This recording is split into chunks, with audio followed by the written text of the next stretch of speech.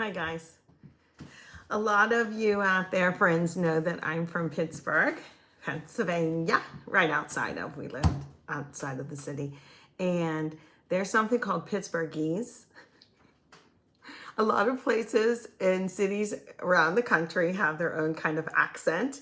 And I probably sound more Pittsburgh than I think I do. A lot of people will testify to them feeling the same way about that. Anyway, it was election day here today. And our good friend was running for a local office. So I had to go up and give him a hug and get in there and vote. But this cracked me up. Only in Pittsburgh. We love our city, by the way. We love our city. Look at this. You know how they give you a sticker? Look at mine. Can you see what that says?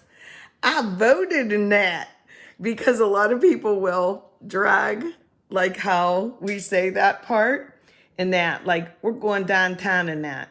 Like, yeah. So it's like, and that, but we say in that. And I don't know if I do that one, but it cracked me up instead of just saying, I voted in that. So hello from Pittsburgh and let's go, Chris. There you go.